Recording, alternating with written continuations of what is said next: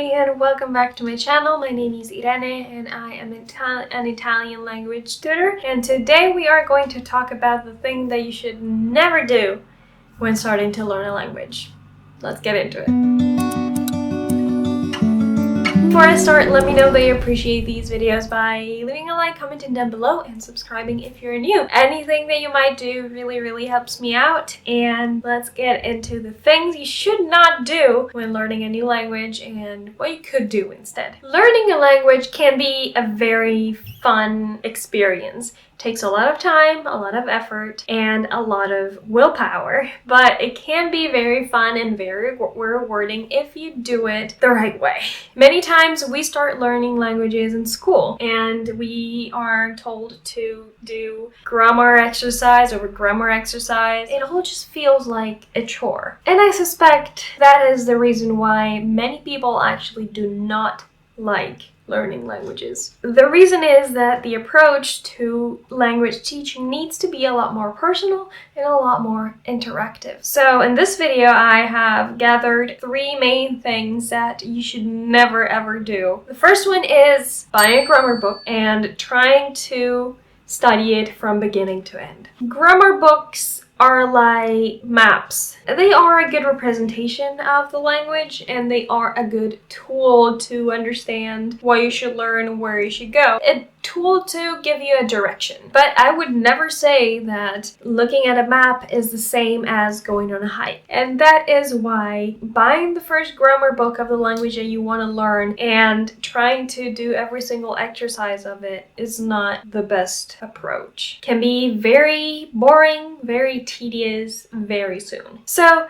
it is good to have a grammar book, just as it's good to have Google Maps when you are traveling abroad. But focusing too much on each grammar exercise or topic can be very discouraging and ineffective. Number 2 is learning lists of isolated words. When I was in school, I remember, especially when I was studying English for the first time, I was a child, and they would give us lists of words. But the truth is, those words that you are learning in a sterile, boring list can be learned any point when you are traveling to the country, for example. When I went to Sweden the first time, I had no idea how to say pillow, I had no idea how to say kitchen counter, or so on and so forth. I really had no idea. But the thing is, these nouns are so easy to remember once you are experiencing a situation where you need those words, that learning sterile lists of words is absolutely ineffective. If you really wanted to learn a certain amount of words, I highly encourage you to learn full sentences or expressions or sayings where you can use those words, so that not only you remember the word, but you also remember the way it can be applied and used in everyday language. Also, one more thing, starting from the very basics. For example, the alphabet or the numbers. The numbers are more necessary. How many times do you need to know each and every one of the letters of the alphabet? Not very often. One thing I would suggest, though, if you really want to learn how to spell your name, that's great, and that's probably a good idea. But in general, those things wouldn't be the first things that I would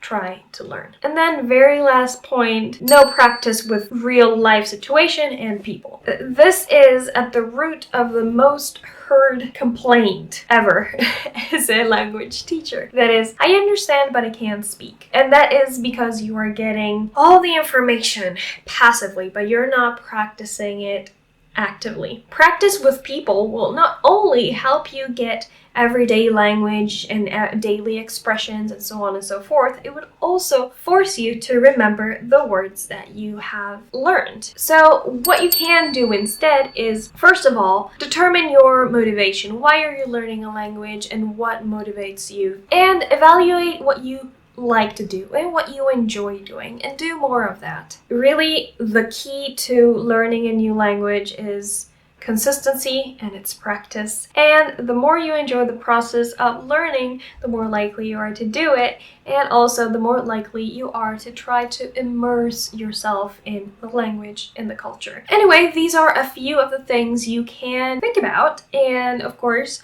learning a language is very personal, and the learning process should be tailored to you, your preferences. All right, this is it. Let me know down in the comments if you have ever made these mistakes. I have, for sure. That being said, thank you for being here, and I really hope I will see you in my next one. Bye, guys.